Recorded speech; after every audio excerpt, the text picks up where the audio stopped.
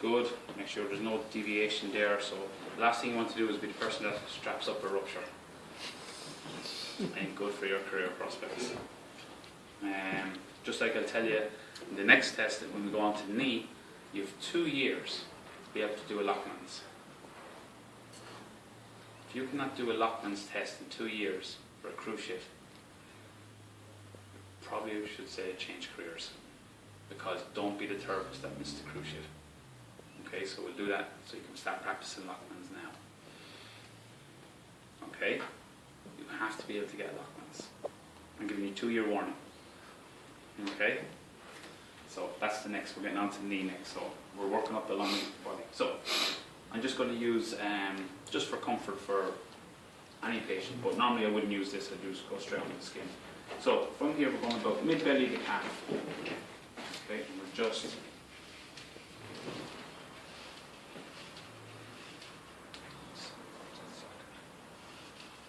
you don't have to cover all the way down.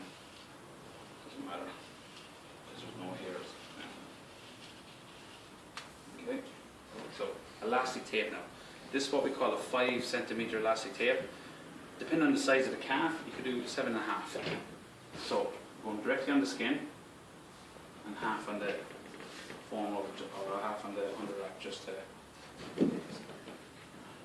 So the one American used to be able to tear this. Never in my life would I be able to tear that tape. So this is your 2 anchors. You don't have to use elastic tape here, you can use zinc oxide because obviously there's no muscle here.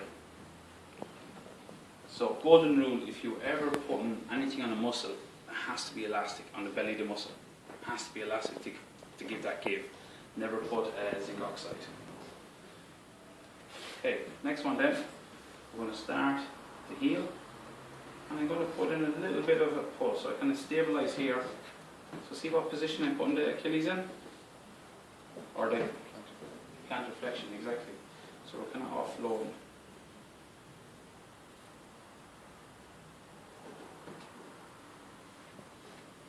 Okay.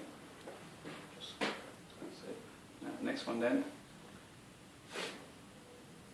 Just go to the side, around the heel. Actually, a student showed me this, that normally the books would tell you to go straight up to there.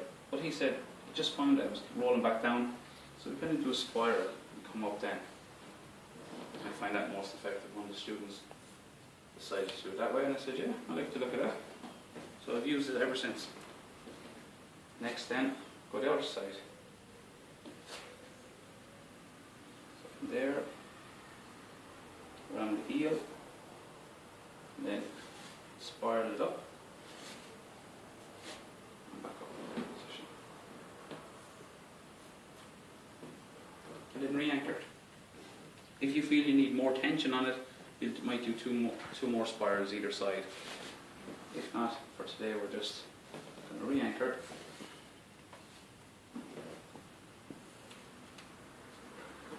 Same here.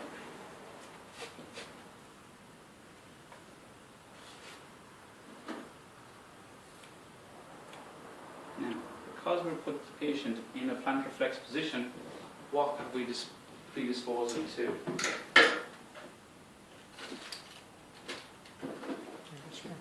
Ankle sprain. So, can I get you to lay over onto your back? And just so. Now, I want you to go back into dorsiflexion. You're going to ankle now. Sometimes we would just cover everything up. I can either cover everything up with this and then put this over, or vice versa. So that's what I would tend to do. But just for today now, we're just doing our ankle locks then. So, start above the malleoli, down around the heel, back up.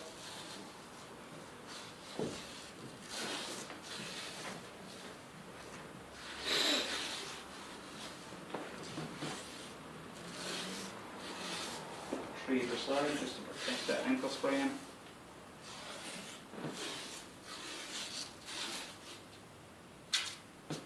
Just to lock that in. Now, get the patient down. Now, be careful because, good, I was just about to say, some patients, you really strap really tight, they can't get their heel to the ground.